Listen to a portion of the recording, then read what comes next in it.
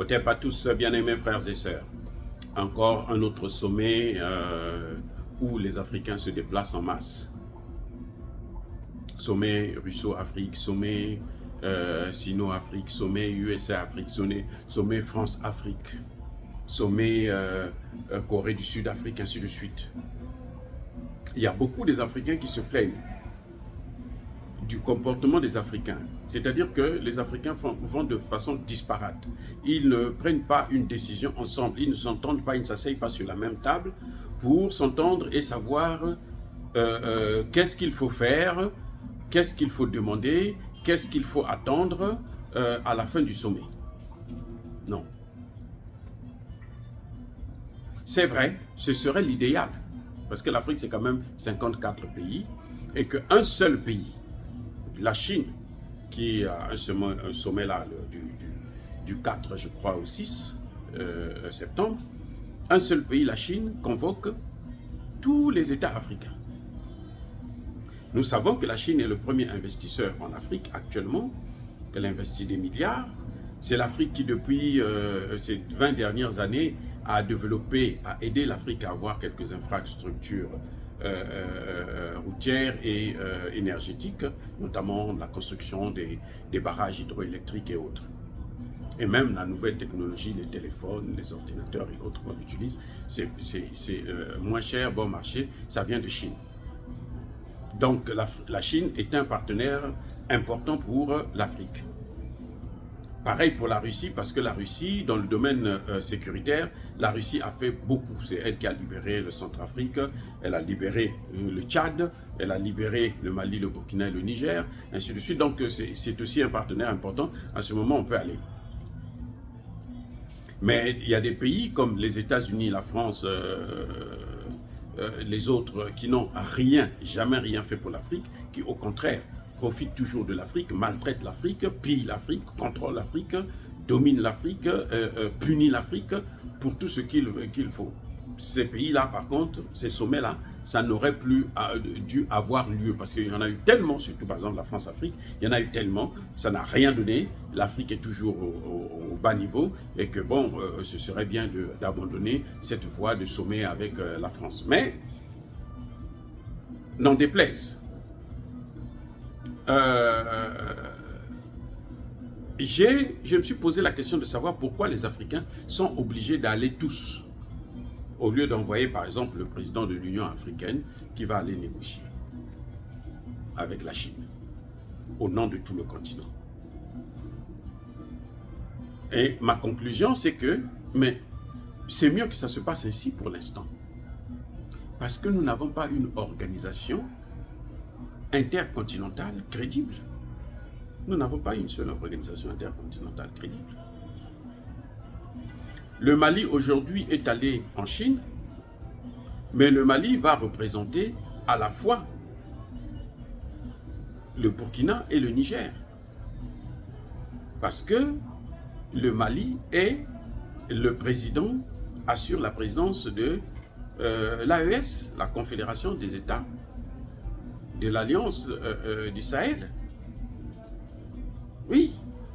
Donc, ça, c'est tout à fait normal. C'est une institution sous-régionale crédible. Ils sont unis et ils font confiance, se font confiance entre eux. Ils ont une même politique, une même logique.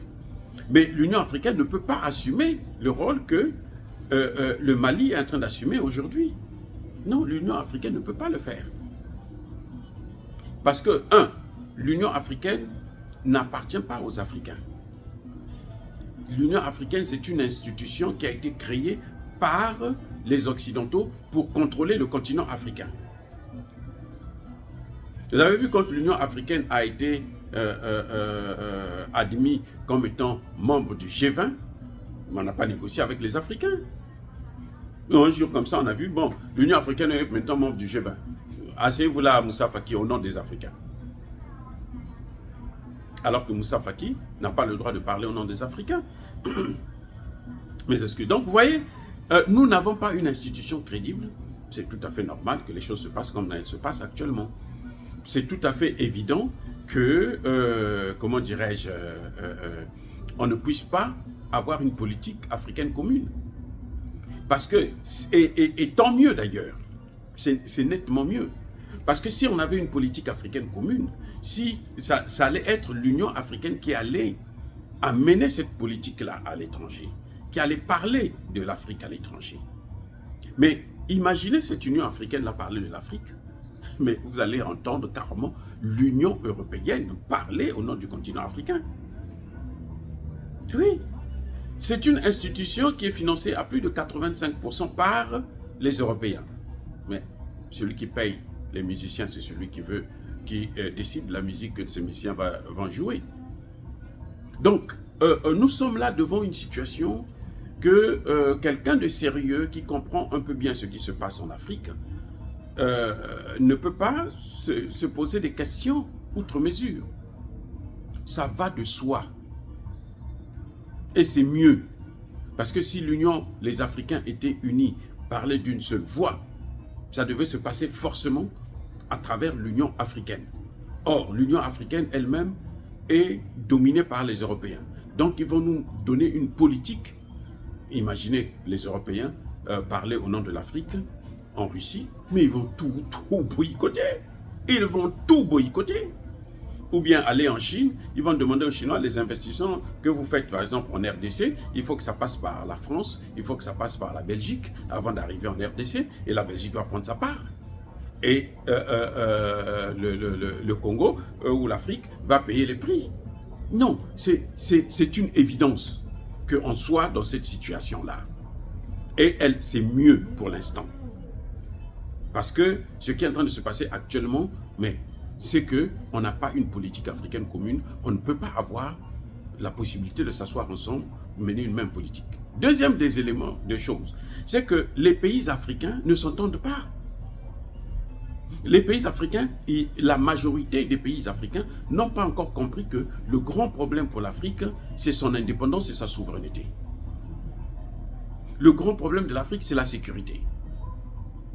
Il y en a qui se disent que non, mais comme la sécurité, il y a des problèmes de sécurité dans le Sahel, ça ne nous regarde pas. Nous devrons être bien avec ceux qui ont créé cette insécurité, qui ont créé les conditions de cette insécurité. C'est-à-dire l'OTAN et les pays européens. Vous voyez? Donc, on ne peut pas, dans ces conditions, nous entendre pour parler d'une seule voix. Vous avez des pays comme des pays de l'AES qui ont décidé d'avoir leur souveraineté. Mais vous avez des pays comme le Sénégal, comme la Côte d'Ivoire, un peu le Togo, qui se disent que non, nous, surtout le Sénégal et la Côte d'Ivoire, que nous, c'est l'Occident, c'est l'Europe. Vous avez entendu la dernière déclaration de Bassirou, qui disait carrément que non, l'Europe doit revenir dans le Sahel pour régler les problèmes de sécurité, parce que les problèmes de sécurité de l'Afrique et de l'Europe sont liés, alors que c'est l'Europe qui amène l'insécurité en Afrique. Oui, donc avec des gens comme ça, comment vous pouvez avoir une politique commune? C'est pas possible, c'est pas possible. Et même si on tente de le faire, ça va nous créer plus de problèmes. Pour l'instant, on est obligé de faire avec. Chacun part de sa volonté. Et puis, la seule chose que les pays africains peuvent faire, c'est de bouder certains sommets où c'est avec les pays qui nous apportent l'insécurité qui nous pillent. Si les Africains ne sont même pas capables de déterminer le prix des matières premières chez eux en Afrique, notamment à Addis Abeba, parce que c'est le siège, la capitale de l'Afrique. Mais s'ils ne peuvent même pas arriver à ce niveau-là, comment voulez-vous qu'ils puissent partir, négocier des intérêts au nom de tout un continent? Et Moussa Faki, nous savons aujourd'hui que Moussa Faki, c'est la caisse de résonance de l'Union européenne en Afrique. Il ne parle que Union européenne, il ne sent que Union européenne, il mange Union européenne, il dort Union européenne. Dans ces conditions, l'Afrique ne peut pas négocier, parler d'une voix et négocier avec des pays comme la Chine. Ce serait, mais alors, on va jouer avec nous. Ils vont s'entendre avec les Européens pour nous piller encore d'une manière incroyable. Parce que les Chinois aussi ne font pas cadeau. Les Chinois, quand vous êtes bêtes, ils vous baissent la gueule. Les Chinois, ça c'est leur problème à eux. C'est différent des Russes. Les Russes viennent pour leurs intérêts, mais quand ils ne profitent pas de votre ignorance, de votre idiotie. Au contraire, ils vous montrent la voie à suivre. Ils vont vous dire, non, là, si vous faites ça, voilà ce que vous attendez. Voilà ce qui va arriver. Alors que les Chinois, c'est pas ça. Ils savent que ça va vous entraîner des conséquences néfastes. Eh ben, ils vont vous regarder. L'essentiel est que eux, ils prennent, ils tirent profit. C'est pour ça que vous voyez qu'aujourd'hui, en Afrique, il y a ces pays où vous donnez une forêt aux Chinois, au bout de 3 ans, la forêt disparaît. La montagne s'affaisse. Il n'y a plus rien, c'est-à-dire que vous revenez là, dans 2-3 ans, la montagne là n'existe plus. Les Chinois l'ont fait couler. Ils ont pris la terre, tout. Ils vous laissent des gros trous dans le pays, ça entraîne des inondations, ça entraîne des problèmes de santé et tout. Ce n'est pas leur problème. Pourquoi? Parce qu'il y a des dirigeants corrompus. Il y a des dirigeants qui ne sont pas responsables. Mais quand vous voulez qu'ils puissent faire le travail correctement, ils ne font pas ça en Europe. Parce qu'ils ont affaire à des partenaires qui sont un peu plus sérieux. Voilà. Donc, je crois que les Africains, c'est dommage qu'on soit là en cours à tous les sommets. Les chefs d'État par année, ils vont à une dizaine de sommets.